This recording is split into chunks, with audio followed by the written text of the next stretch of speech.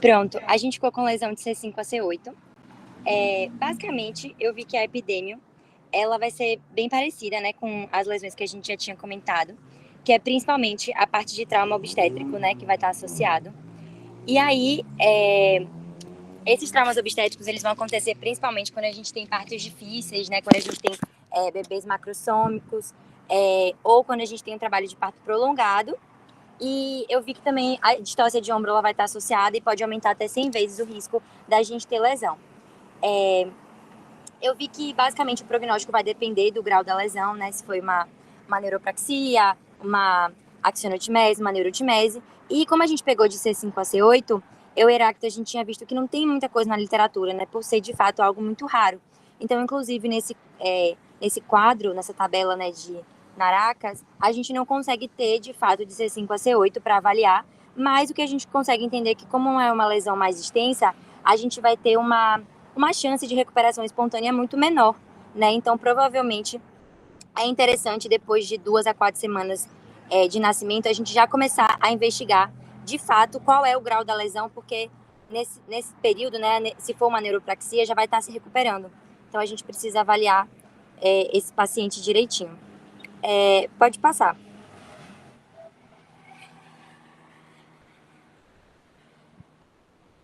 Vixe, será que travou? Ah, foi. Bom, no exame físico, eu vi que como vai pegar de C5 a C8, a gente vai ter uma lesão bem extensa, né? A única raiz ali do plexo que a gente vai estar, que não vai estar envolvida, vai ser T1. Então, a gente vai precisar avaliar principalmente a parte tanto dos dedos quanto das mãos, para a gente conseguir diferenciar se pegou ou não T1. Né? Uma outra coisa que a gente consegue avaliar também seria o sinal de Horner, que ele é muito característico de avulsão e vai estar muito associado a T1, né? Então, nesse caso, os pacientes eles não vão apresentar esse sinal.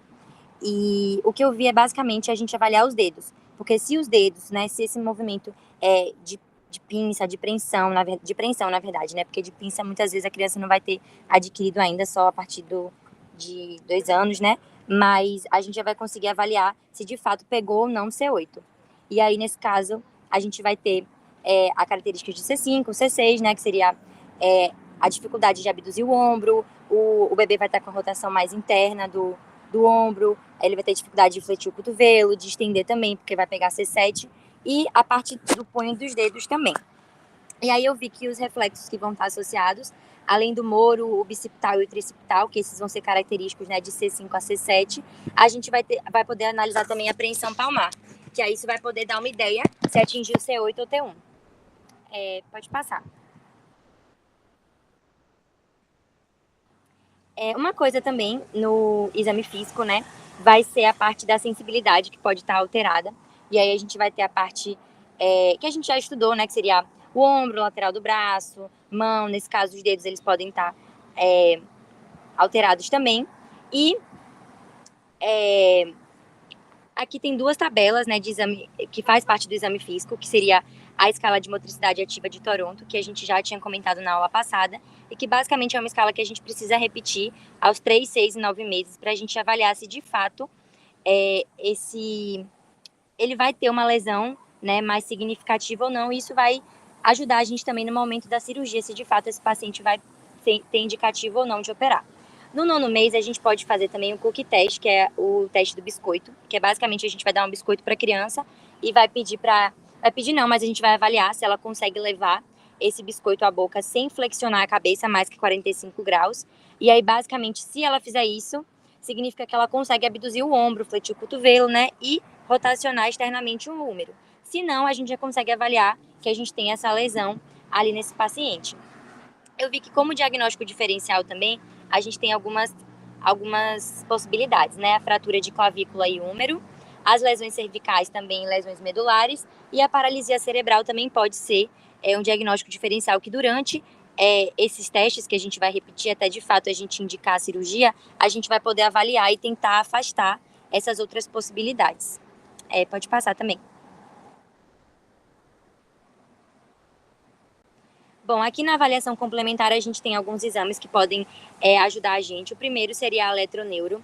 Eu vi que a eletroneuro ela tem uma indicação que basicamente depois de 10 dias de nascimento a gente consegue fazer, né, e ter uma ideia melhor, porque antes disso a gente tem aquela questão de se for neuropraxia, né, vai estar se recuperando ainda. E geralmente eles fazem antes dos 60 dias também de nascimento. Mas eu vi que a eletroneuro, às vezes, ela tem. Ela vai apresentar um bom sinal, mas às vezes, clinicamente, aquele paciente não vai ter um prognóstico tão bom assim. Então, ela não seria tão confiável. Tem a ultrassonografia também, que ela vai ser principalmente para avaliar a parte muscular mesmo, a parte da integridade de tendão, de nervo, enfim. E principalmente nesse caso, se tem neuroma, se tem edema, enfim. E a ressonância, que de fato vai ser mais utilizado, né, para a gente ver se teve avulsão ou não, até para o tratamento a gente ver quais são as raízes que estão preservadas, para que a gente consiga utilizar.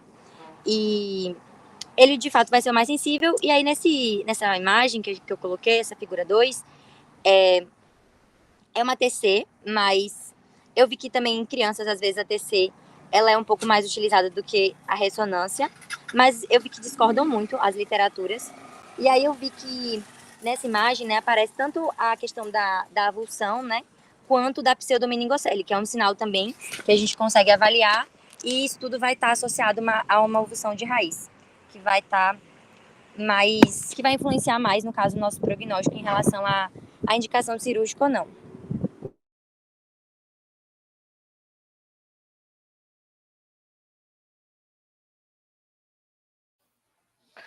Aí, agora, falando um pouco, né, do tratamento, uma coisa que chamou a atenção nos artigos era da importância de ainda, além de definir, né, a necessidade de cirurgia e o momento de operar o paciente, manter uma fisioterapia nos pacientes, né, para que não ocorra, né, contratura e nem rigidez ligamentar das articulações afetadas, né? Então, por mais que eu ainda esteja se investigando a necessidade de operar ou não, se é uma neuropraxia ou se realmente teve uma avulsão ou algo do tipo, né, antes de explorar o plexo, manter a fisioterapia é importante para que não cause mais sequelas para o paciente. Então, acho que alguns artigos que eu olhei abordavam sempre dessa parte e acho que não negligenciar, né, a importância disso.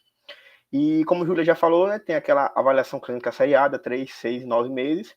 Então, essa avaliação, principalmente para avaliar se vai ocorrer aquela melhora clínica devido à neuropraxia, se volta o movimento, se o paciente, né, por mais que não seja informativa, né, que é uma criança, a gente não consegue solicitar os comandos ele realizar, mas com observação, e também com alguns testes, como o que Júlia falou, o teste da toalha, o teste do biscoito, para ir avaliando clinicamente de forma seriada para ver a evolução.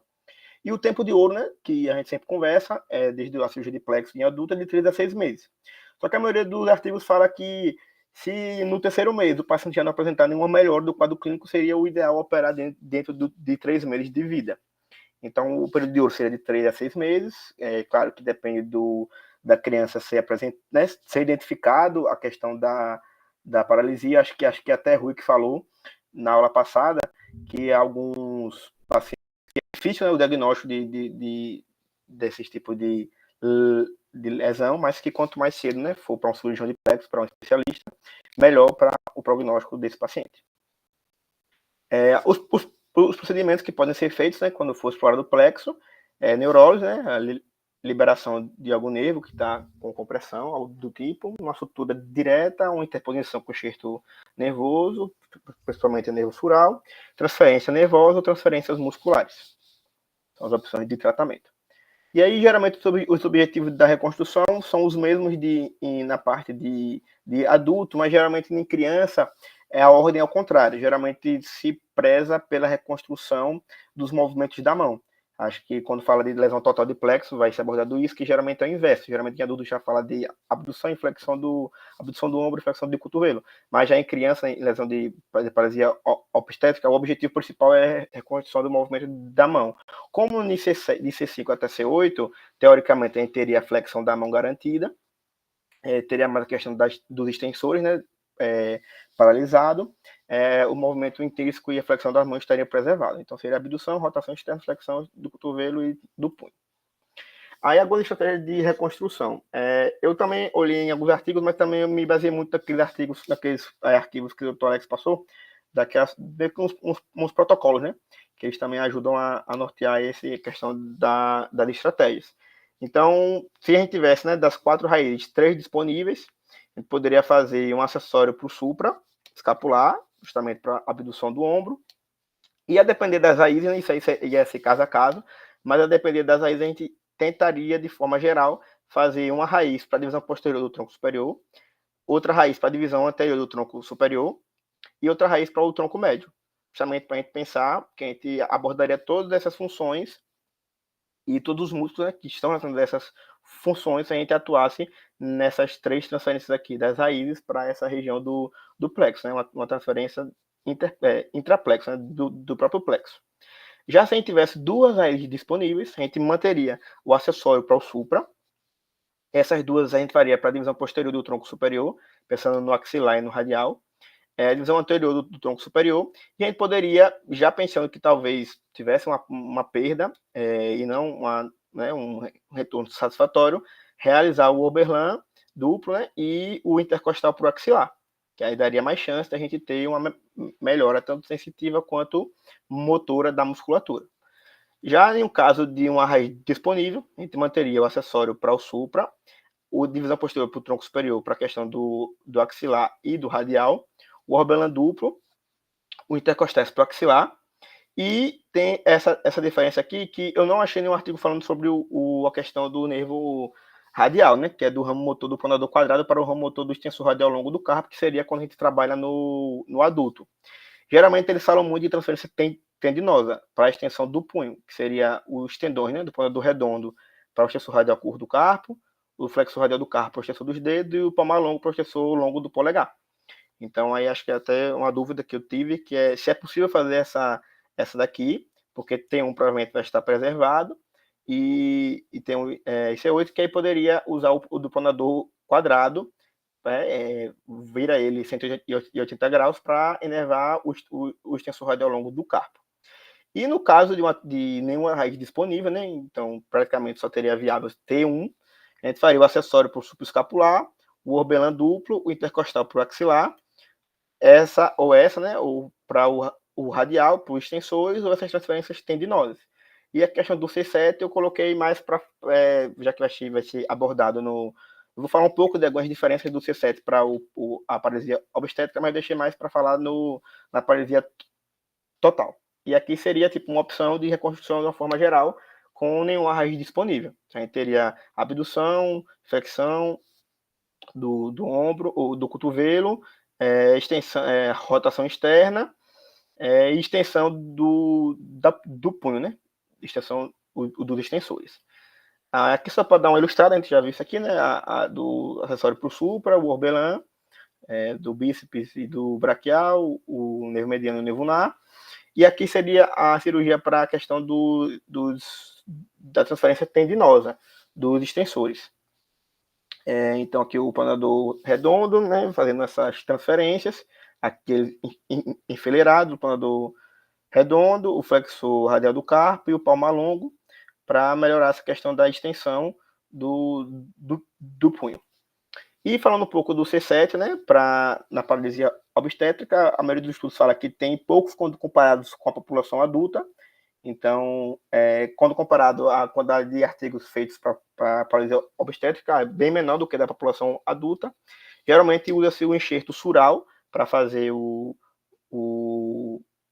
C7, né, para levar o C7 para a região lesada. E eles falam muito de tubo subcutâneo.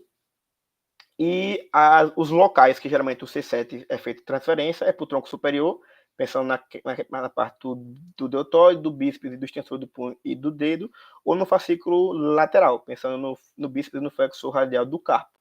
E juntamente quando o C7 vai ter também do acessório para o supra, só que a transferência do frênico, né, que ocorre no adulto, é contraindicada para a criança. Então, no C7 da paralisia obstétrica não seria feito transferência do nervo frênico, como ocorre na do adulto. E a imobilização seria por 3 semanas. Acho que no do adulto é 6 semanas, é que seria por 3 semanas. Aí seria assim, as principais diferenças na aplicação do C7, quando a gente fala de paralisia obstétrica quando comparado, né, a lesão por trauma quando em adultos. E foi isso.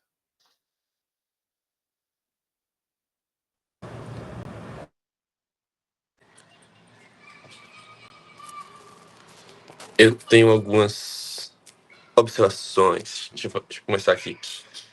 Vou começar com o Júlia primeiro. Ô Júlia, só pra ver se eu entendi. No nono mês, você tava falando do cookie test. Você falou da avaliação, né? 3 meses, 6 meses, 9 meses. Mas, tipo, você vai esperar até o nono mês pra ver se o cookie test tá funcionando? Então, na verdade, eu vi que, como a indicação cirúrgica ela é antes, né? Caso a gente ainda não tenha indicação cirúrgica para isso, a gente pode fazer no nono mês. Mas eu tinha visto o cookie test a partir do nono mês, que antes meio que a criança não tinha ainda essa habilidade, sabe? De levar a boca, Aham. Exato. Mas aí, tipo, a gente tá num tipo de lesão que já tem uma indicação com 3 meses, ela não recupera nada, sabe? Aí, tipo, no exame físico, cada um faz de um jeito, mas no exame físico, o que eu vi muito é a pessoa vai isolando, tipo, começa a isolar aqui, né? Aí depois pega e isola aqui, tipo, bota na cama aqui o braço do bebê e prende aqui, entendeu? A ver se ele mexe aqui o braço, fica tentando fazer ele mexer bíceps e tríceps. Aí depois ele vai pro punho, vê o que ele mexe aqui, ó. Aí depois prende os dedos, vê se ele consegue. Pronto. É assim que vai avaliar. Nessa fase mais inicial, sabe? Em 2 meses, por exemplo. 3. Entendeu? É assim que ele vai ver a mão, geralmente. Aí Entendi. no. Aí, no caso, mas isso você usaria dentro da escala, é? De Toronto? Não, não. Esquece a escala. Só, Ah, só o certo. exame físico para ver se ele consegue mexer ou não. Porque Entendi. se não consegue mexer nada, já é indicação para cirurgia, entendeu? Só isso. Dos dedos aqui. Se não tem a mão, então já precisa operar. Que não vai voltar. Entendeu? Ah, entendi. Beleza. Aí foi só isso do nono mês, porque se você vai esperar o nono mês para fazer um food test, tipo, vai ter nada, entendeu? Você perdeu tempo. É só isso. Aí, Deracto, pode voltar no slide 12. Ou é 11 ou é 12? Um dos dois. Quando falou da parte das 3 raízes disponíveis. Quando tinha 3 raízes disponíveis. Que é aí. Pronto, se tem 3 raízes disponíveis, então a gente teve uma ruptura de C5, C6 e C7, né? E aí C8 funcionou. Esse é o cenário aqui. Tipo, não tem outra. Não é não? Não é isso? Porque. Então, teria C5. Não, 3 vezes disponíveis que só rompeu um, não? Não, tipo, avulsão C8, né? Que a gente tá falando aqui de lesão C5 a C8. Sim. Então ela avulsionou C8, e aí pode ser que, se avulsionou C8, então pelo menos tá rompida aí. C5, C6, C7, ou Sim, tem sim, um. sim. Entendeu? Pronto, beleza. Então a gente tem. A certeza aqui é que avulsionou C8. Tipo, é o tema da aula.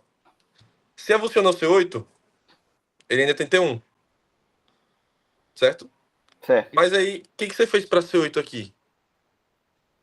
C8 não seria essa parte do tronco médio? Deixa eu abrir o plexo aqui. Não iria contribuir também? Eu vou falar mais disso na apresentação da gente.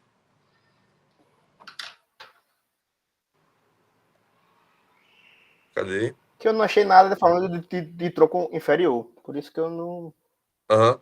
É porque nas soluções que a gente vai trazer, a gente tem que botar alguma coisa em C8. Porque a gente tem que dar alguma coisa pra mão. Se ele tem T1, isso até é uma dúvida. Tipo assim, ele tem T1, beleza. Mas C8, T1 vai ser suficiente pra abranger a mão? Isso aqui. Porque a prioridade é a mão. Prioridade é a mão aqui.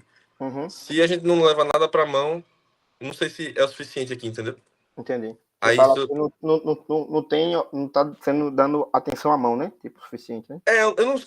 Isso é uma dúvida que eu tô, tá ligado? Aí não sei se ficou claro pra vocês. Pra mim, Não entendi. É como se fosse suficiente para ser 8 aí.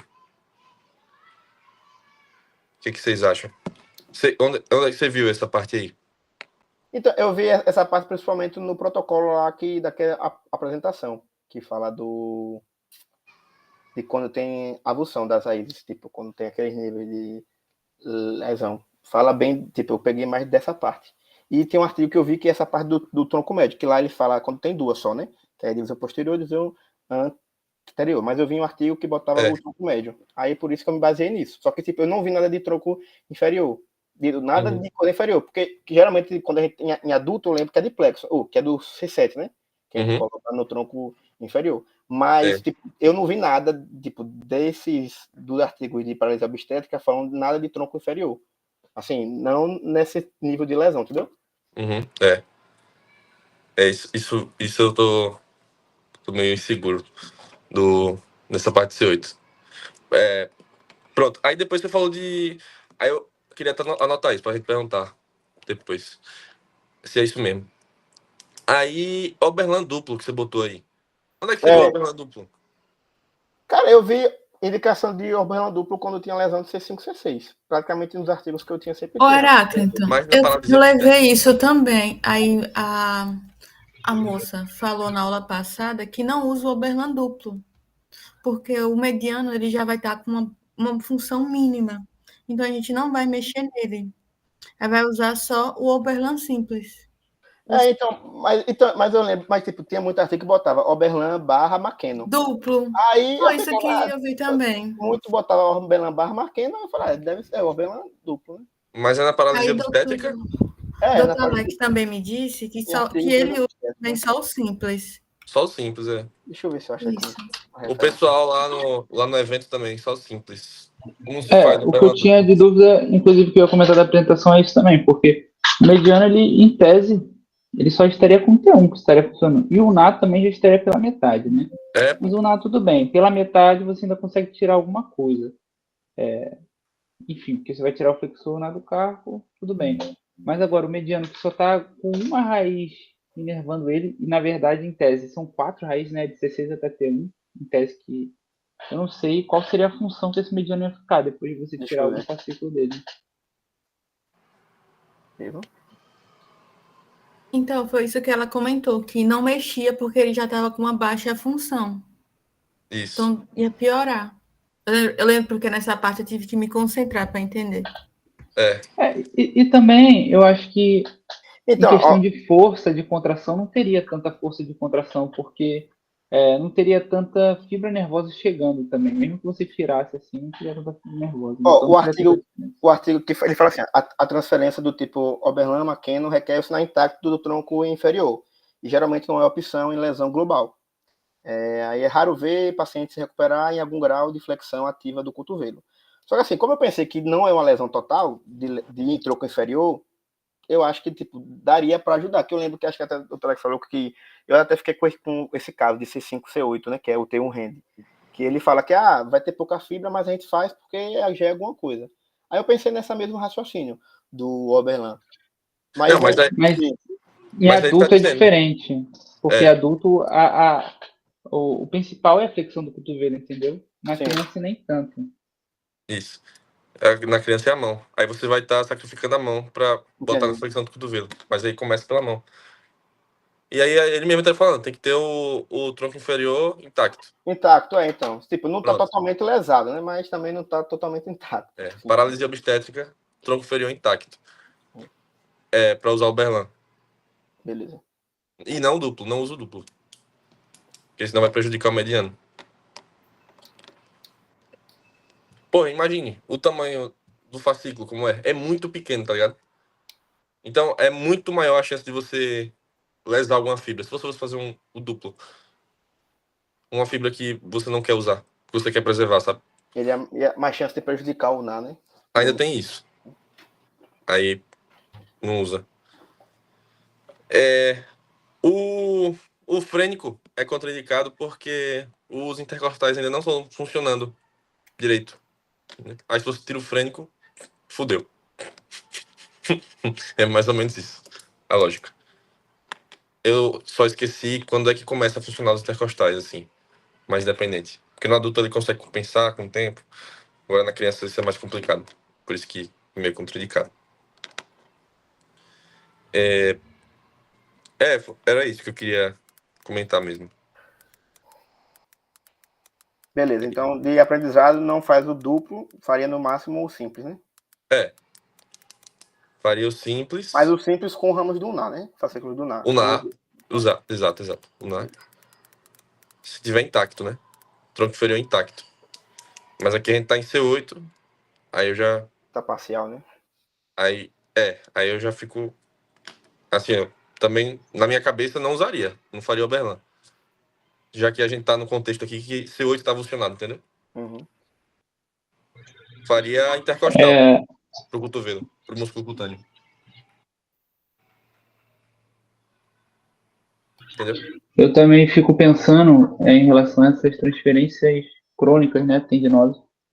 Por essas transferências tendíneas, na verdade, né? Não é nem tão crônicas assim. Que eu fico pensando, às vezes, a força que esses músculos vão ter. Porque o pronador redondo, a inervação, se eu não me engano, é exclusiva do mediano. O mediano vai estar um pouco Fudido, né? sim, fudido. Eu não sei exatamente qual a força que esse músculo vai ter, né? Porque quanto mais axônio perde na inervação, mais fraco fica a força de contração. Então, eu não sei qual. Mas isso aí eu não sei, eu não entendo mesmo. Mas na minha cabeça, talvez até se faça, mas o resultado não deve ser tão bom, né? Não é possível que seja tão bom, porque a força vai estar comprometida, né? Ô, Marcos, eu vi que o resultado era melhor do que em adulto. Mas de Eu não C5 até entendi a C8? lógica.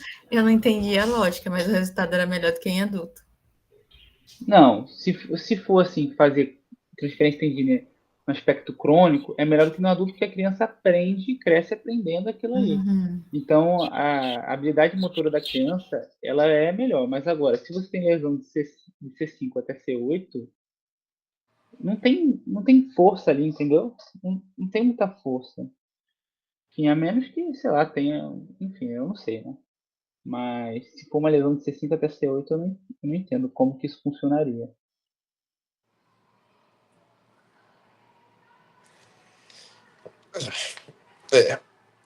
A gente tem que anotar tudo que a gente tá com dúvida. Eu tô com isso aqui daquele slide lá, do C8, das 3 raízes disponíveis, o que eu usaria para C8, se é suficiente ali, e pronto, aí anotei as transferências tendinhas. Eu também não tô seguro não com as transferências tendinhas. Beleza. Eu esqueci até de comentar, a Maf não pôde vir hoje porque ela tá indo para Washington, tá viajando. Aí, enfim. Pronto, vamos para a próxima. E Marcos agora. Tá mutado, Viracto. Não, rapidão, só para eu estar aqui olhando aquela apresentação que o Dr. Alex mandou, eu acho que realmente aqui tem no C5, C6, C7, com 3 raízes com avulsão. E ele botou Oberlin simples ou duplo. Aí, tipo, não sei se eu acho que eu me baseei nisso aqui também, para botar o duplo, viu? Acho que até uma dúvida para perguntar mesmo. Que, tipo, não pesquisei a fundo para saber se era o simples ou o duplo, por isso que eu botei o duplo, entendeu? Mas, tipo, deveria ter essa questão de prejudicar a mão em detrimento do cotovelo, né? Que não é o que a gente espera, né? Para fazer obstétrica. Exato. A lógica é essa. Beleza. E lá no congresso, só simples. Era só simples, beleza. Só simples, é. Obrigado. É isso. Marcão, você apresenta ou eu apresento? Eu tô no iPad aqui. Você apresenta? Então, fechou. Apresento. Pronto, vocês estão vendo aí? Tá de boa. Então, eu e o Rui, a gente ficou de C5 até T1, né? Ou seja, uma paralisia completa do plexo braquial. Então, um pouco de epidemiologia. Plexopatias, né? Varia entre 0,38 a 3 a cada 1.000 nascidos. Né? Então, eu vi diversos artigos variando a questão da recuperação, né? Inclusive nesse livro aí, se eu não me engano, a recuperação sem sinal de Horner era menor que 50%, e com sinal de Horner era quase 0%.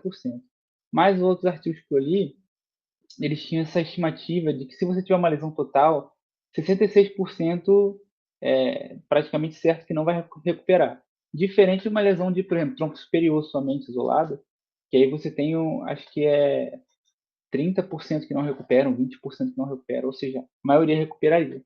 Existem diversas condições relacionadas com isso, tanto a questão da materna quanto da criança em si, e também do parto. Eu não vou me ater muito, porque vocês já devem ter visto isso, mas, enfim, se o feto está muito grande, condições anatômicas da mãe, parto prolongado, uso de ocitocina, principalmente o parto vaginal, né? Cesárea não dá muito isso, mas parto vaginal, utilização indevida de fórceps, tudo isso pode, enfim, pode causar e favorecer a lesão.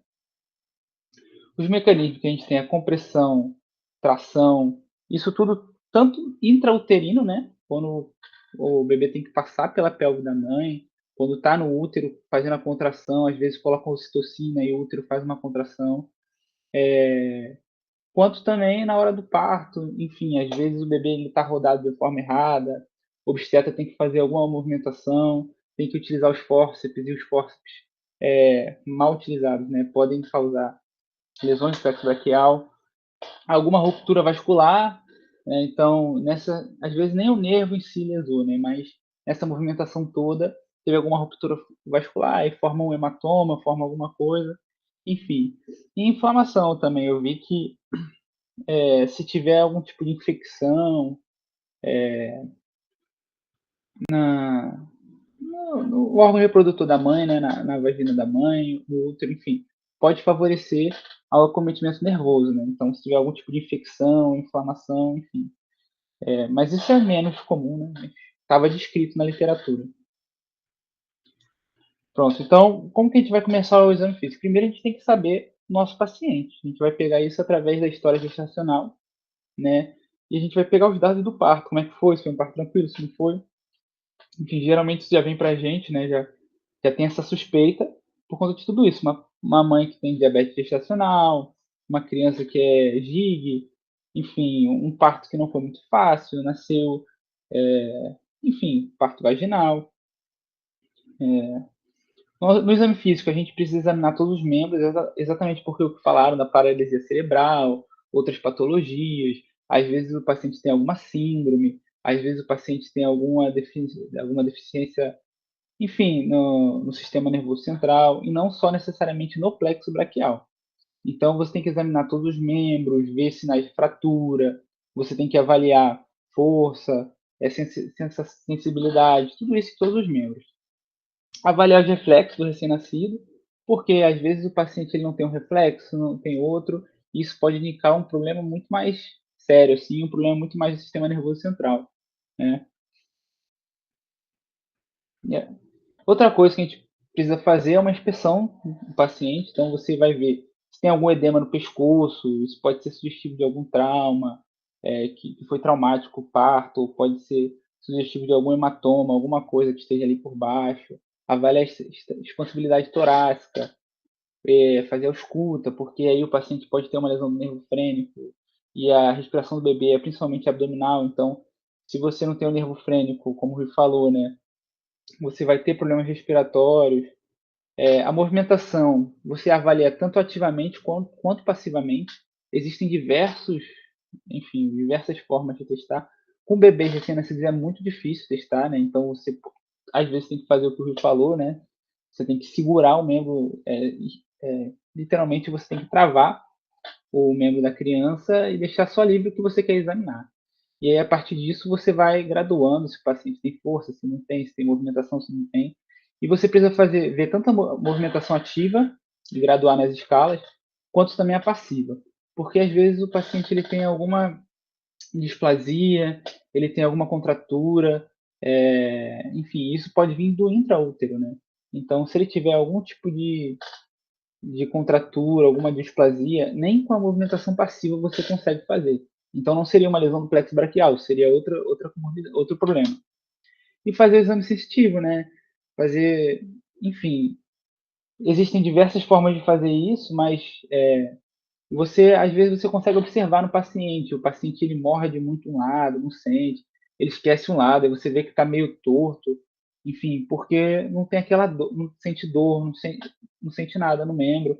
Você pode fazer isso tocando, botando quente, frio, enfim, estimulação de dor, ver se tem alguma queixa, se não tem, enfim, você pode fazer de diversas formas, mas sempre observando a clínica do paciente, porque às vezes está bem na sua cara, uma criança que já tem, enfim, uma idade, às vezes está mordendo, tem marca de machucado e tudo, e você sabe que provavelmente aquela parte está dormente. Pronto. E o sinal de Horner, né, que é um agravante aí das lesões totais, né, principalmente relacionado ao tronco inferior,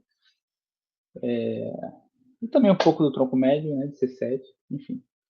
Então, o paciente vai ter pitose, miose, noftalmia, e geralmente em adultos isso quer dizer praticamente 100% de avulsão. Mas, pelo que eu estava vendo,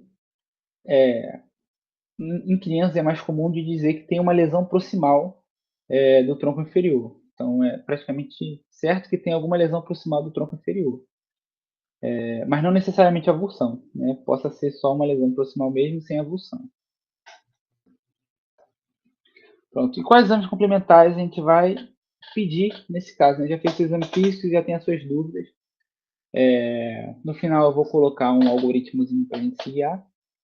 Mas fraturas, né? Se você quer ver, se pede uma radiografia, então você vê às vezes uma fratura de clavícula, uma fratura de úmero, uma fratura, enfim, isso já indica que o parto não foi tão tranquilo assim, que teve uma força muito grande para ter uma fratura, né? Você consegue ver também traumas medulares, você consegue perceber displasia, se tem alguma síndrome no paciente, então às vezes com o raio-x você consegue ver alterações no crânio, alterações nos ossos mesmo, lesão do frênico, né? Então, o paciente, eu esqueci de colocar essa imagem, mas eu vi uma imagem, o paciente tinha uma lesão do frênico, então aqui você vê realmente o pulmão lá em cima, e isso pode até deixar o paciente mais propenso a infecções, pneumonia, enfim, por conta da não funcionar. Literalmente, esse pulmão não vai funcionar direito. Outro exame que você pode pedir é a ressonância magnética, né? A radiografia seria um exame, assim, um dos primeiros exames que você pede, né? Quando você tem alguma suspeita, você pede para descartar outras causas e para poder avaliar o que está acontecendo, se tem alguma fratura, alguma coisa. A ressonância magnética é um exame mais específico, né? Mas você poderia pedir também, geralmente se faz em criança com sedação, você consegue ver sinais precoces da lesão. Então você consegue ver uma pseudomicose, você consegue ver sinais de inflamação, de edema, hematoma, aonde o nervo está lesado. Enfim, então você consegue ter uma confirmação muito mais cedo do diagnóstico. E o que você pode fazer também é excluir outras patologias. Então, nesse caso daqui, um paciente tinha uma patologia, né, tinha um tumor na medula que mimetizava uma lesão de plexo braquial. Só que, a partir da ressonância magnética, foi visualizado que não era uma lesão de plexo braquial. E outra coisa que você consegue também medir para a classificação de Waters, né, é a displasia glenomeral. Então, às vezes, o paciente tem algum grau de displasia, até mesmo por conta de uma lesão de plexo braquial, e isso pode ser visto na ressonância magnética. Outro exame também utilizado é o ultrassom. Você também pode usar ele bem precoce, se você quiser. Aqui você vê, né, o escaleno anterior e o escaleno médio aqui. Você vê que o esternocleido aqui, né? Você vê que o plexo braquial passaria aqui no meio e aqui ele está bonitinho. Enquanto aqui você vê o escaleno anterior, por aqui está o escaleno médio e você vê que está uma massa aqui. Então, isso aqui provavelmente tem lesão, tem edema, tem realmente alguma coisa aconteceu aqui que esse plexo não está normal. Então, teve uma lesão do plexo braquial. Exames de condução elétrica ou eletroneuromiografia. Então, no adulto, quando você vai fazer, você espera um mês, enfim, para poder dar sinais de desnervações e tudo mais. Mas criança você pode fazer mais precoce. Existem diversos artigos confirmando que mais precocemente você já consegue ver alterações. Qual que é o grande problema que foi uma conclusão minha analisando isso, que a gente sabe que as fibras ainda não estão mielinizadas, né, 100%. Então, quando você vê os estudos, você vê uma grande janela. Então, você vê, por exemplo, de 1,6 até 7 seria normal na amplitude, né? E aí, quando você vai começar a ver, o normal é muito relativo, porque a criança está na fase de mielinização. Então, você não consegue exatamente dizer, enfim, você não consegue exatamente dizer o grau de lesão. Então, não vai ser muito condizente com a clínica do paciente. E outra coisa também que acontece é que conforme vai evoluindo, a criança começa a ter o synchronous, que é a ativação tanto por exemplo, dos flexores quanto dos extensores ao mesmo tempo. Consegue, ou também ativar músculos ao mesmo tempo, a coinervação, né? Então, o paciente que a gente comentou na aula passada, então, às vezes a eletroneuromiografia não vai ser tão precisa assim quanto ao prognóstico, porque pode estar acontecendo algum desses fenômenos na criança. E aqui eu coloquei só um resuminho, né, dizendo quais seriam as prioridades dos exames relacionados à idade do paciente. Então, na primeira semana, você vai pedir uma radiografia, uma ultrassonografia, se você tiver suspeita, para você realmente ver, né, o que está acontecendo. E aí, há 3, 4 meses, aí o exame que você pediria já seria já uma ressonância, enfim. Isso aqui não está relacionado exatamente, por exemplo, tem uma suspeita, então só vou pedir isso aqui. Não. O que quer dizer é, se o paciente está chegando para você naquele estágio, você pode pedir outros exames, entendeu? Então, o paciente chegou para você na primeira semana, você pode pedir uma radiografia, ultrassonografia, enfim. E não entraria aqui eletromiografia, nada disso. Mas agora, o paciente chegou para você já com 4 meses. Aí você já pode pedir uma ressonância, você pode pedir também uma sonografia, uma tomografia, enfim. Mas não significa que você não possa fazer uma ressonância, sabe, com um paciente um pouco mais jovem, entendeu? Se você tiver uma suspeita muito grande. Enfim, é só uma colinha isso aqui. Aí, dando continuidade, complementando o Marcos no exame físico, a manifestação cutânea, outra comum também, além das que ele falou, tipo mordida e tal, é que a própria pele fica mais seca, pode ficar hiperemiada, pode ficar com as feridinhas assim, pequenininhas, como se fosse catapora. Lembra um pouco, mas é como se fosse uma catapora com uma feridinha um pouquinho menor. Nas regiões do dermatoma. Então, é comum de ficar também desse jeito. A pele não fica normal. Você vê claramente que ela não tá normal naquela região. Eu esqueci de falar isso, só complementar. Isso é por conta da inervação, se eu não me engano, simpática. Então, o paciente ele fica com a pele mais seca, tem questão de sudorese, tudo isso, né? É como no herpes que ele segue o dermatólogo. Hã? Quando o paciente é imunossuprimido, aí tem um ataque de herpes, aí segue o dermatólogo. É semelhante a isso? Lógico que é como se fosse essa mesmo. Entendi. Mas aqui, como a gente tá falando de lesão total, né? Então, tudo. Aí, enfim, vai ter áreas que vão ficar piores que as outras. É meio inconsistente, né? Varia muito. Pronto, aí vamos começar a falar do manejo, de cirurgia, etc. Qual o momento da cirurgia, aqui nesse contexto de uma lesão total?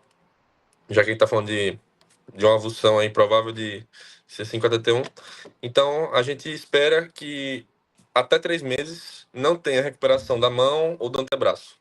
Se não teve até 3 meses, já tem indicação de cirurgia. E o Horner vai estar presente, muito provavelmente, né?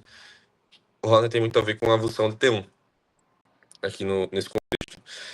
Pronto. E mesmo se retornar o bíceps ou algo do tronco superior, ou seja, função do ombro, a gente opera com 3 meses.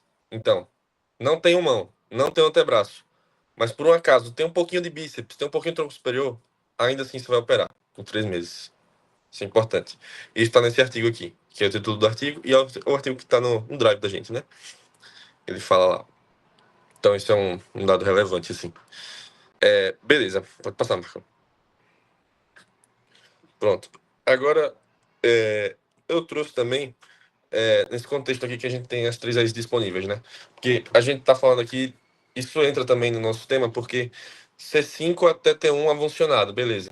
Mas pode ser que a gente tenha C5, C6, C7 só rompidos e C8 e T1 avulsionado. Então, seria o caso aqui, né?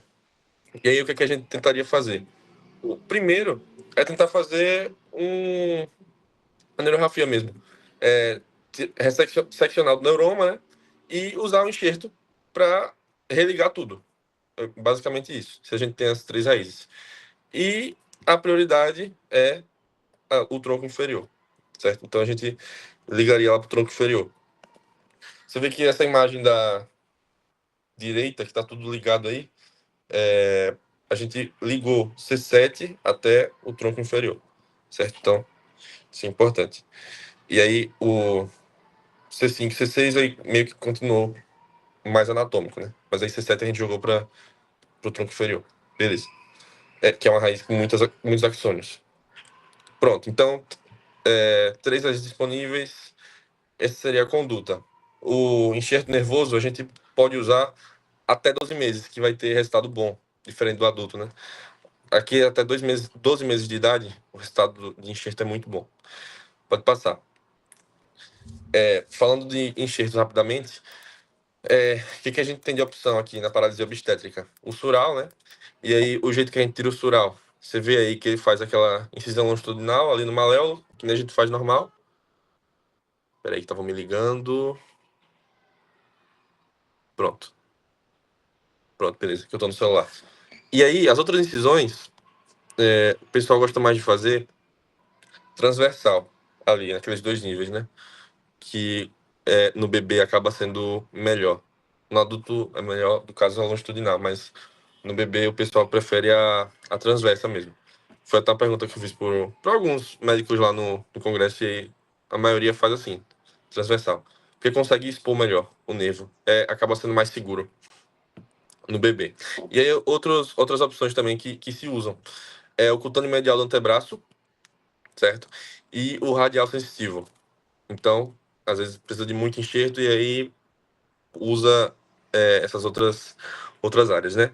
Então, essas são opções realistas pra gente aqui. Beleza. Aí tá o canal no YouTube dessa aula aí. Canal não, o vídeo no YouTube, né? Pronto. Beleza. Aí, 2 raízes disponíveis. Aqui a gente já começa a ter opções. Lembrando que é uma área, a gente está discutindo um tema que não tem um consenso, não tem 1 mais 1 é 2. Meio que cada um faz de um jeito, pode-se dizer assim, mas tem muitas opções, sabe? E por isso que a gente vai ver mais de uma resposta para a mesma pergunta. Então, por exemplo, essa imagem azul aqui eu tirei da aula de Alan Gilbert, que é um cara muito importante em plexo braquial. A gente lê vários artigos dele, inclusive no nosso Drive tem uns artigos dele. E aí, ele fez, por exemplo, essa ligação direta aqui. Então, jogou C6 no tronco inferior e jogou C5 ali no tronco superior. Pronto. Foi a solução que ele deu. E funciona. Agora, nos artigos que o Dr. Lex trouxe. Esses 2 aqui. Então, joga a melhor raiz no tronco inferior. Melhor raiz, tronco inferior, por quê? Porque a prioridade é a mão. Então, joga para lá. A outra raiz, divisão anterior do tronco superior. Certo? Pra gente voltar com o ombro e tal. Com o ombro, o flexão do cotovelo, enfim. E o acessório pro supra, que é o clássico, que realmente vai ter que fazer em praticamente todos os casos, né? Pronto. E aí, eu coloquei ali, né? Os intercostais pro músculo cutâneo, em outra cor. Eles não são desses 2 artigos aqui.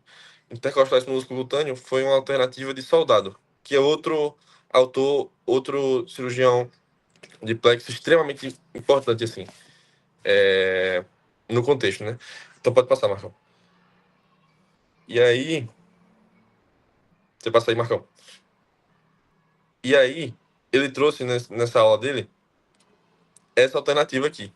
Então ele tinha ruptura de C5 e C6 e avulsão de C7 e T1, né? Então o que é que ele fez? Intercostal para o músculo cutâneo, flexão do cotovelo, acessório para o supra e enxerto nervoso para o restante. ou seja, usou as raízes que estavam só com ruptura, né? Então essa foi a alternativa dele. E beleza, faz muito sentido. Inclusive essa aula é até mais nova do que esses artigos que estão no slide do Dr. Alex. Então é uma opção bem bacana aí, intercostal para músculo cutâneo. Só curiosidade, o mais provável de acontecer é que tenha C5 e C6 rompidas, mas não estejam todas avulsionadas. Tipo assim, C5 até 1, tudo avulsionado, tipo, isso é mais raro do que ter C5 e C6 ainda rompidas ali, mas não avulsionadas. Então, geralmente vai estar disponível para ser usado.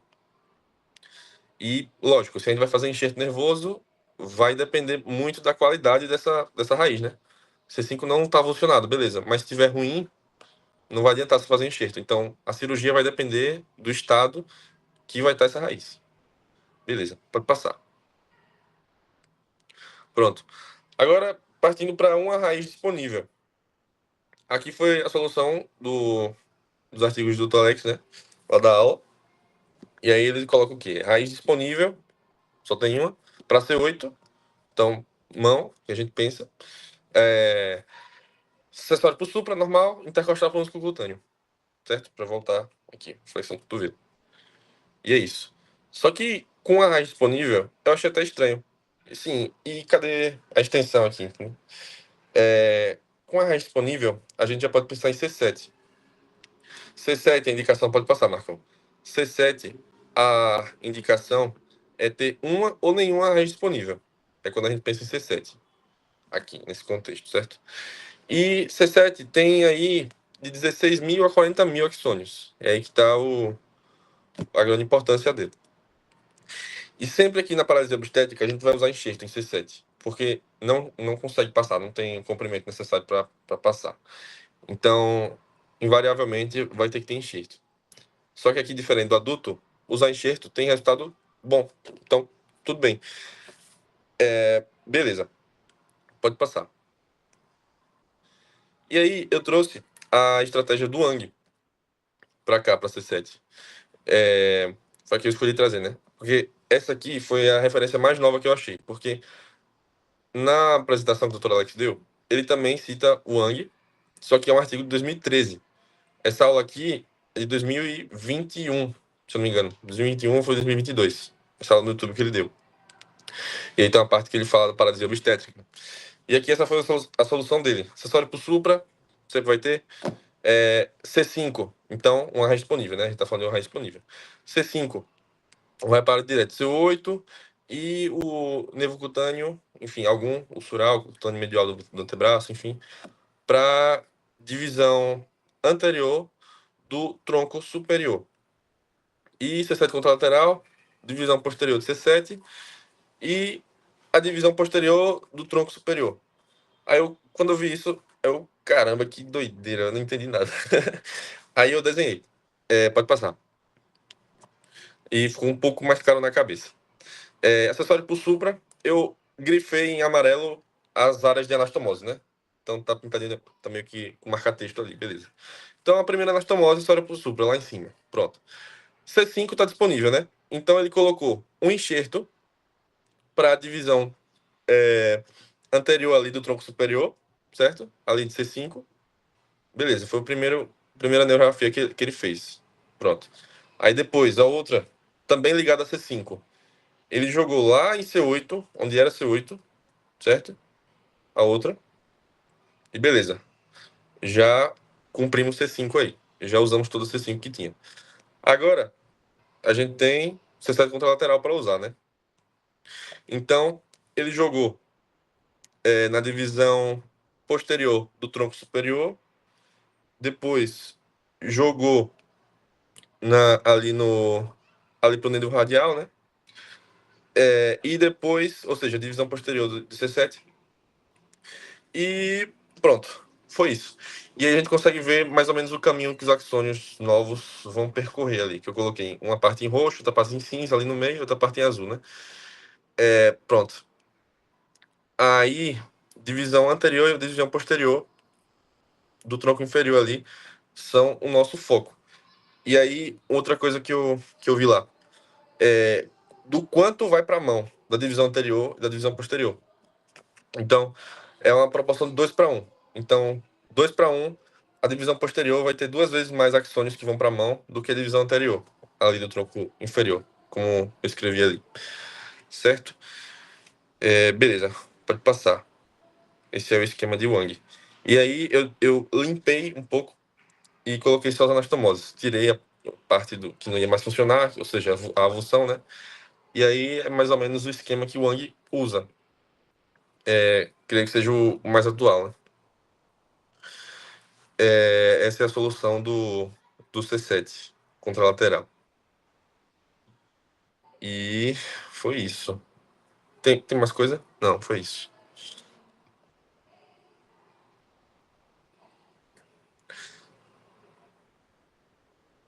Eu acabei.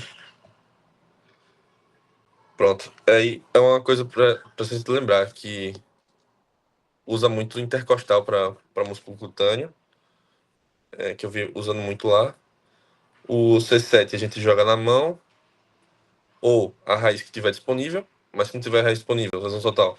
Então C7 a gente dá um jeito de jogar para mão. Acessório pro supra.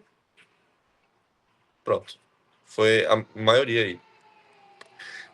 Outra coisa importantíssima também é na dissecção do C7 contralateral. Aqui.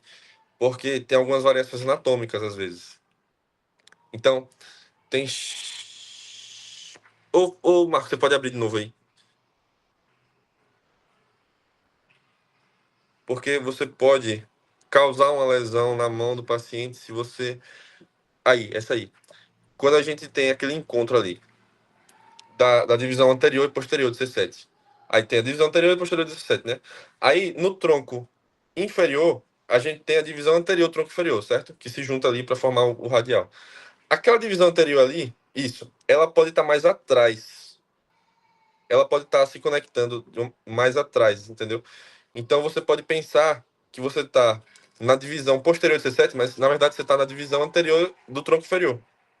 Deu para entender mais ou menos?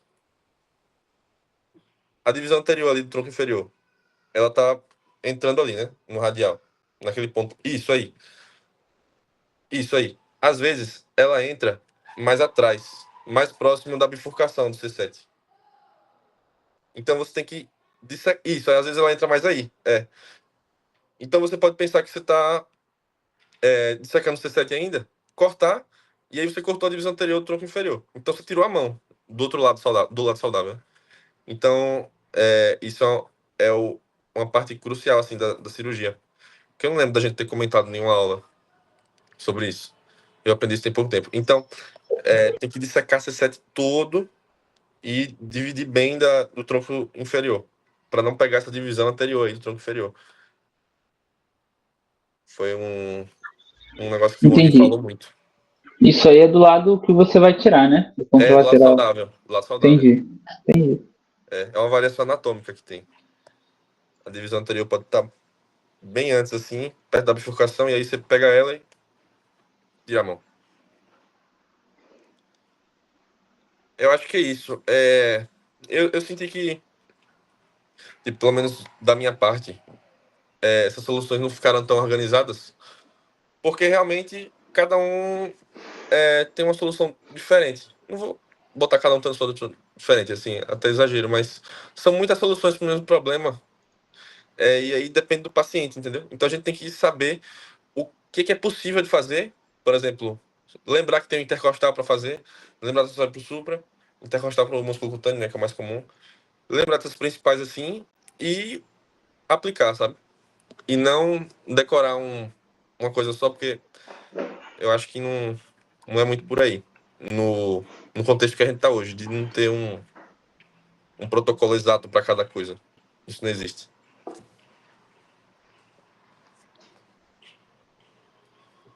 Eu vou apresentar agora. Me dê só um minuto.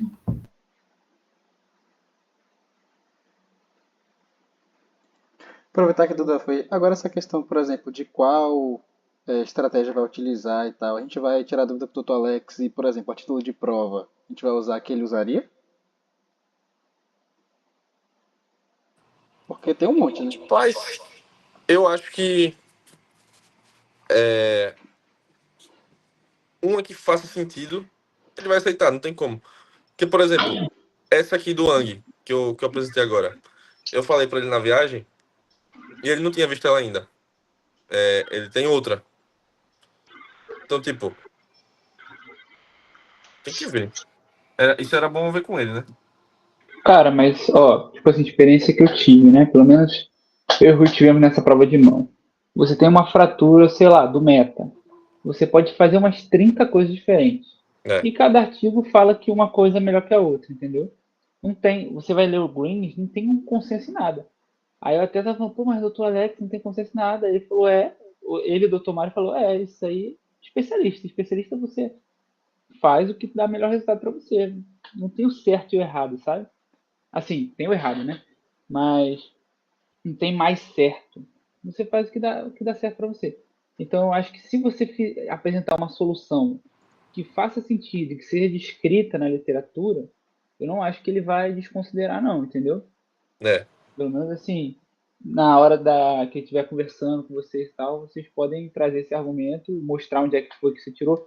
Tanto que eu e o Rui, ele corrigiu a prova e a gente teve que recorrigir nossa prova, né, para apresentar para ele. E aí a gente trazia, olha, doutor Alex, eu coloquei isso aqui porque eu vi no Greens escrito isso aqui. Mas aí o senhor não me deu ponto, tá ligado? Na verdade, eu nem fui muito para esse negócio de ponto, mas eu só coloquei assim o que eu coloquei realmente estava no Greens, entendeu? Independente da pontuação, porque ele não mudou minha pontuação, não. Mas ele tinha dado 0 e ficou com 0, mas eu mostrei que eu estava certo, entendeu? Pelo menos isso.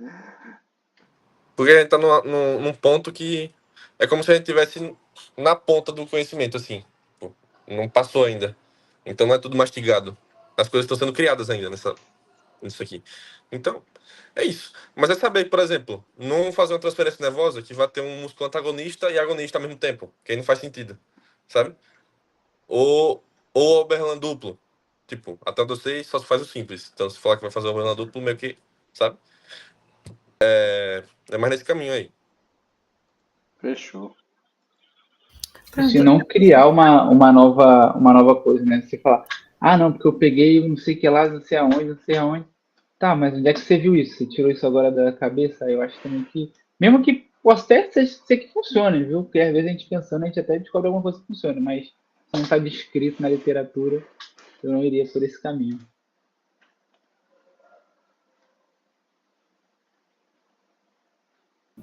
Posso começar? Manda em ver, meu. Pronto, a gente vai apresentar um pouco sobre a deformidade do cotovelo nas lesões crônicas da paralisia obstétrica. Pode passar. Então, basicamente, a gente tirou leite de pedra para achar isso aí. Como é que surgem as deformidades? Né? Elas vão ser oriundas da parte do desequilíbrio da musculatura, tanto dos extensores como dos flexores. E também vai estar relacionado com as contraturas capsuloligamentares. E também vai ter relação com a remodelação óssea. Essa vai ser a tríade de uma deformidade do cotovelo crônica. E isso vai acabar gerando alguns padrões anormais de movimento e também de crescimento. Aí vai acabar limitando a flexão, e vai ter a contratura em flexão ou extensão, ou também uma luxação na cabeça do rádio. Aí, nesse sentido, a gravidade vai depender também do nível da lesão que vai ter e também da extensão dessa lesão e como ela foi tratada e como ela vai evoluindo. Por isso, aquele segmento 3, 6 e 9, para a gente saber a evolução dessa lesão. E se for uma lesão mais extensa, a gente vai ver que vai ter uma contratura maior em flexão e que isso vai estar limitando. A gente vai ver se vai ser uma flexão ativa ou se vai ter mais uma luxação da cabeça do rádio. Aí, seguindo essa lógica, a gente sabe que o tratamento ele vai precisar ser individualizado. Por quê? Porque vai ter desde um tratamento mais simples a um tratamento mais complexo, uma necessidade de uma cirurgia mais elaborada. Pode passar, Gabriel. Aí, partindo do conceito fisiopatológico, ele vai ser dividido nessa tríade. Aí, na parte do desequilíbrio muscular, como eu tinha dito a vocês, a parte do desequilíbrio muscular é o principal fator. E ele vai ser responsável pela deformidade fixa.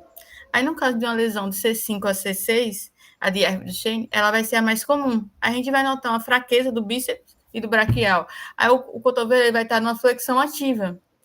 E o cotovelo ele vai estar geralmente reto ou hiperestendido, porque o tríceps ele vai estar preservado.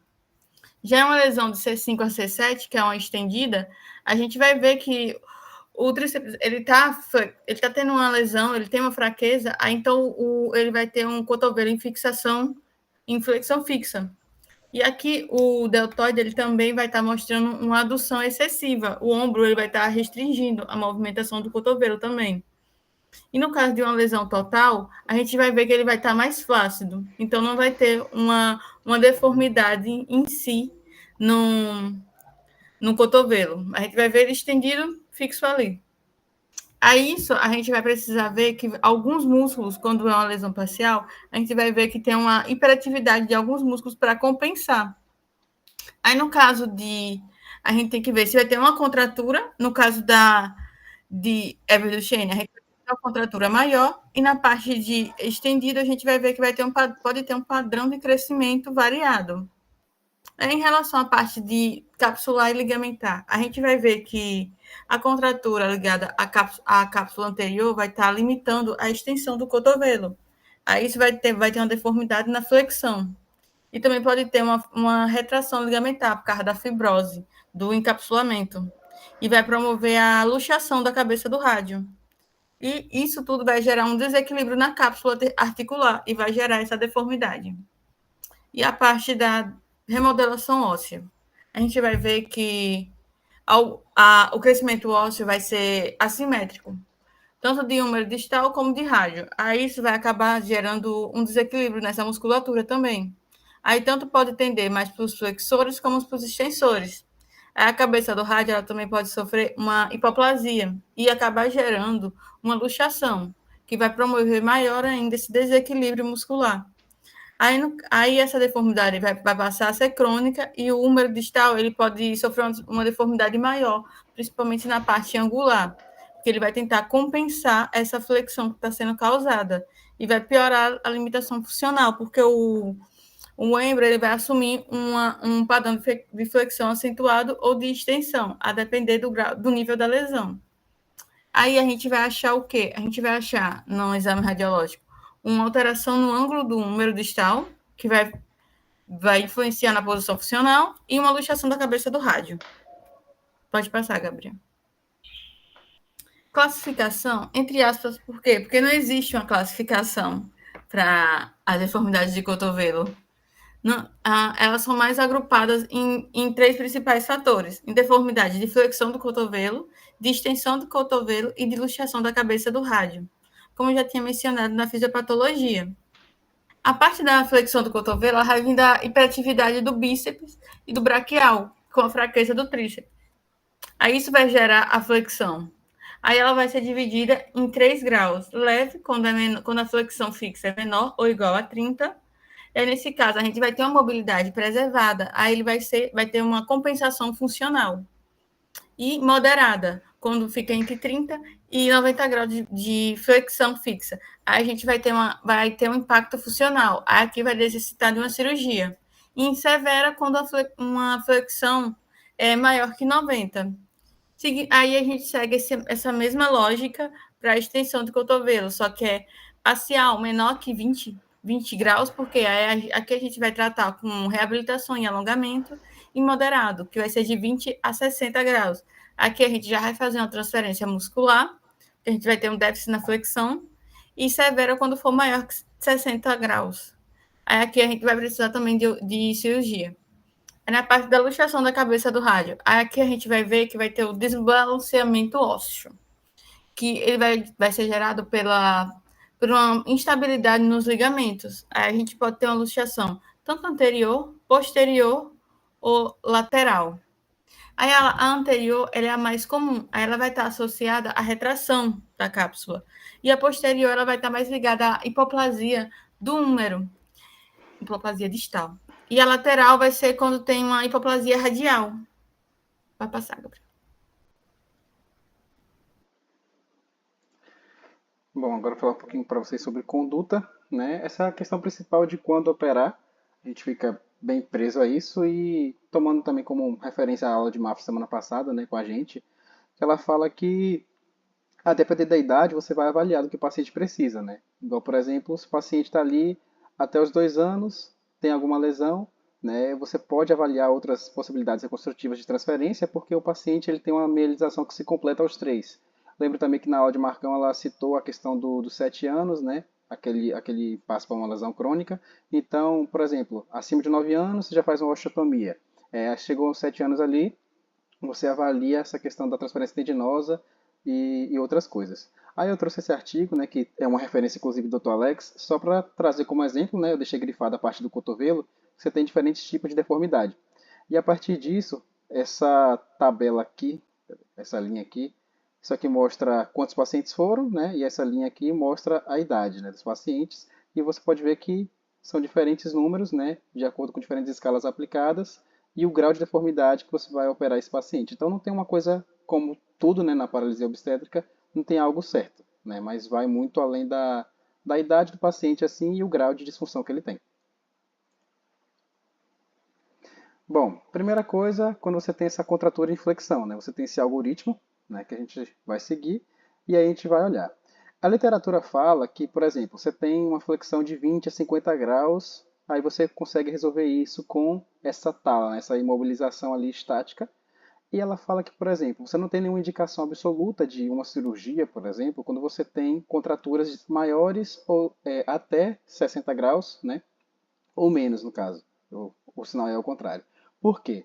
Porque para você melhorar a contratura, você vai ter que enfraquecer o bíceps. Então, até que ponto você vai levar isso? Entende? Porque, por exemplo, não basta você ir lá e tirar a contratura. Você vai estar enfraquecendo um músculo que já está lesado, né? Então, tem essa questão.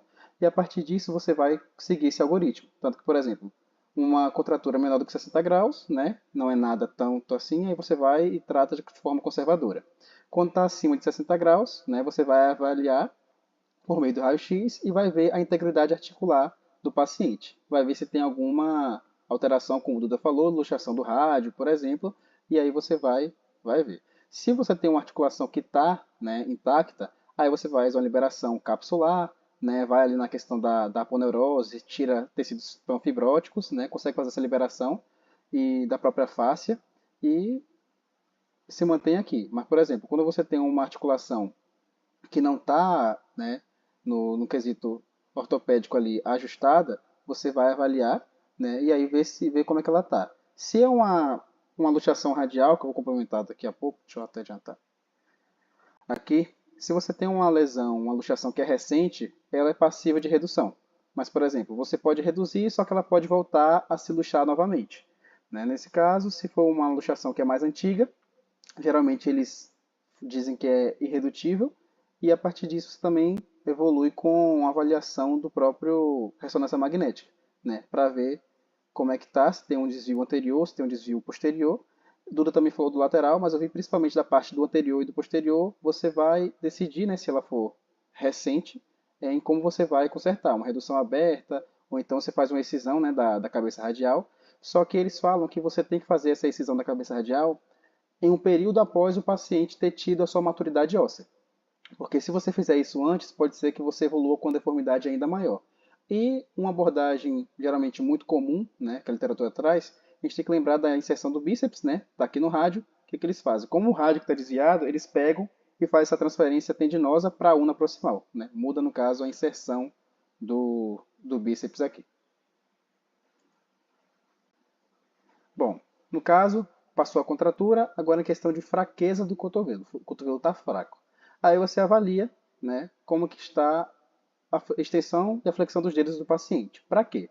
Para avaliar como é que está a função da musculatura flexopronadora. Porque nesse caso você pode usar aquela cirurgia de Steindler, né, que já foi modificada diversas vezes, inclusive incluindo um pedaço, né, do epicôndilo medial para você fazer uma fixação óssea acima aqui na parte mais distal do húmero, né? Aí nesse caso, se o paciente está com a função boa, você está autorizado a fazer, e aí você faz, né, uma abordagem aqui, verifica principalmente nervo ulnar e mediano, aí você vê os ramos, né, que vai para a musculatura flexora e pronadora, faz uma liberação dessa musculatura que seja suficiente para você conseguir fixar mais proximal, vem com o osteótomo, né, vem aqui na parte do epicôndilo, e geralmente você faz uma inserção o mais radial possível, para você evitar a pronação. Porque quando você faz essa cirurgia, geralmente o antebraço tende a pronar. E aí você joga mais para radial para evitar essa pronação, né? E também faz uma inserção, geralmente, depois que você faz uma curetagem aqui, afunda um pouquinho no húmero e fixa ali, geralmente com um parafuso de 3,5, e geralmente é uns 4 a 5 centímetros dessa parte aqui do ponto da articulação. Aí nesse caso, né, já teve essas alterações. Eles falam que é uma cirurgia que é relativamente simples, frente a outras possíveis que você pode fazer, inclusive com microcirurgia, né? E você tem uma flexão que às vezes é um pouco limitada e um pouco fraca, que geralmente vai até os 90 graus, né? E como eu tinha falado, essa tendência de pronação que você pode evitar com essa colocação do osso em uma parte mais radial no húmero. Bom, em questão de fraqueza na flexão do cotovelo, aí beleza, você vai olhar os dedos do paciente, extensão e flexão, e tá ruim. Então você não dá para fazer Steindler. Beleza, o que eles colocam depois é você fazer, né, uma transferência do grande dorsal bipolar. Bipolar por conta daquela inserção mais proximal e distal. Aqui está um esqueminha básico de como você faz. E aí você tuneliza. E uma coisa que é interessante é que você tem que pegar esse grande dorsal aqui e você faz um desenho nele para que ele meio que siga o eixo da bainha do bíceps, né? Traduzindo, colocar no mesmo formato que seria o bíceps ali, né, para você recriar esse aspecto. Eles utilizam isso como padrão ouro. As literaturas falam que é o que mais se utiliza, né? E aí você faz aquela fixação proximal lá no processo coracoide, aí você alonga ele todinho aqui, e aí você vai fazer a fixação distal no tendão bicipital e na ulna, para você recriar a aponeurose que vai se estender aqui, né, que protege o feixe neurovascular. E geralmente eles trazem ganhos acima de 100 graus de flexão e um grau de força ali, né, que está maior ou igual a 4. Né, e tem essa referência aqui. Aí eu trouxe a foto para exemplificar. Outra coisa que eles falam é se você não tiver nenhum local doador, né, você pode utilizar um músculo livre, por exemplo. Eles falam, você tem um grande dorsal que é inviável transferir, você pode usar um músculo livre. Eles falam de você usar o intercostal, né, porque nesse caso já teria passado um pouco mais do tempo do que o Rui falou, né, dessa falha dos nervos intercostais ali. E geralmente eles buscam nervos extraplexais, né, para poder fazer essa inervação. E aí o padrão geralmente é o grande dorsal, né, que eles falam grande dorsal contralateral, inclusive. O outro seria o grácil, né, que está nessa foto aqui.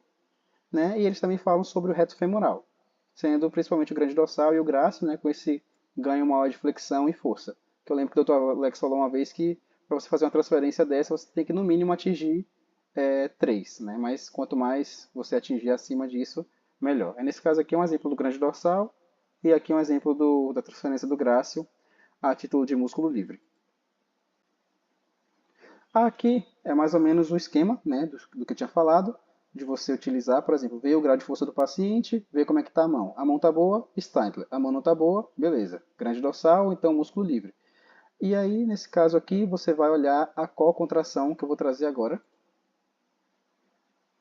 Peraí, que eu acho que eu excluí um slide. Mas enfim, a co-contração, geralmente você utiliza... ficou faltando um slide. Você utiliza Botox, né? Você pode fazer o Botox ali, e aí geralmente você faz o acompanhamento do paciente. Eles colocam 2 a 3 injeções em 6 meses, né, a título de injeção. Se o paciente não melhora, aí você considera fazer alguma transferência. E nesse caso, se o paciente tem alguma co-contração, você vai e faz o Botox, né? E aí olha a função do tríceps dele. É o tríceps dele que, por exemplo, o paciente tenta contrair e aí ele não consegue fletir o cotovelo porque o tríceps, né, tá contraindo. Aí ele faz o Botox no tríceps e aí funcionou, beleza. Não funcionou, aí ele considera a transferência tendinosa do tríceps para o bíceps, né? Aquela que você muda a inserção do tríceps para o tendão bicipital ali para poder fazer a flexão do cotovelo, desinsere o tríceps lá do olecrano. E aí o paciente também pode ter contração tanto do tríceps, que é mais comum, mas também com o deltoide. E aí você pega, né, faz o Botox também no deltoide, funcionou, ok. Não funcionou, você pega a parte mais anterior do deltoide, que é esse exemplo que eu trouxe aqui. Você pega a parte mais anterior do deltoide, o paciente tinha o sinal ali do corneteiro, né, e você coloca um enxerto de face à lata até a inserção do bíceps aqui. E recria o tendão, o eixo do bíceps ali, para o paciente voltar a fazer a flexão. Isso quando acontece uma co-contração com o deltoide. Aí eles falam, você tem que diferenciar. É com tríceps ou é com deltoide? Aí você vai ver. O paciente vai tentar fletir. Ele não consegue fletir, você palpa o tríceps, está contraindo. Você sabe que é com tríceps. Aí o paciente vai tentar fletir, começa do nada a abduzir o braço. Aí você sabe que realmente será com deltoide nesse caso. E aí também, se você está o paciente com co-contração, não tem, outras transferências que você pode utilizar seria a parte do peitoral, né? Ali o peitoral maior, ou então a própria parte do Spindler para voltar com essa flexão. E aqui também, não tanto utilizada, que eu estava vendo, mas, por exemplo, pode acontecer que você tenha essa fraqueza não na flexão, mas na extensão. Né? E aí, geralmente, você faz o oposto. Você geralmente pode pegar o tendão do bíceps e jogar para o tríceps, né?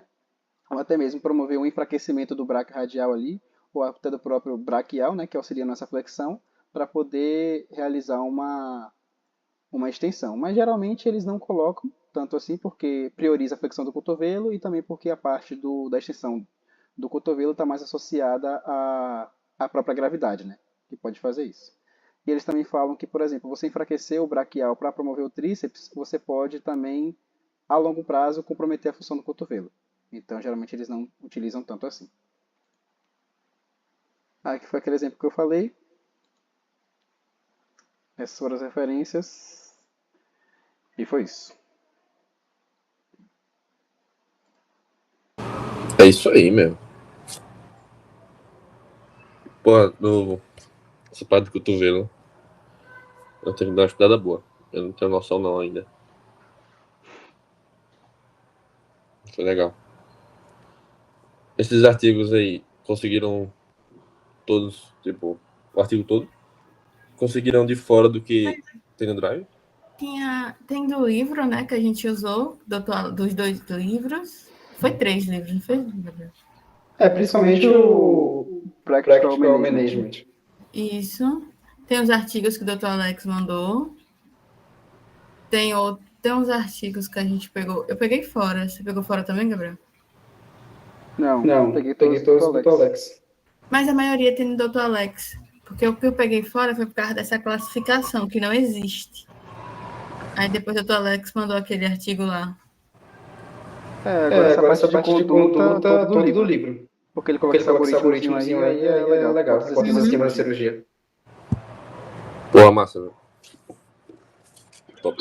Eu acho que o principal é isso. A questão da flexão, extensão, isso tudo a gente já viu, né? Mas agora, essa questão de você tratar a cocontração, você tratar uma displasia, enfim, algum problema que o paciente tenha mais ósseo, isso aí que eu acho que é a parte que nesse módulo a gente, como todo, né, vamos precisar focar mais aí. É a mais diferente. Qual livro? Qual o nome do livro? Essa parte óssea a gente tem que lembrar que É o Practical ele tem a maturidade óssea para tratar. A gente não pode tratar a parte óssea antes. É a complicação. Show.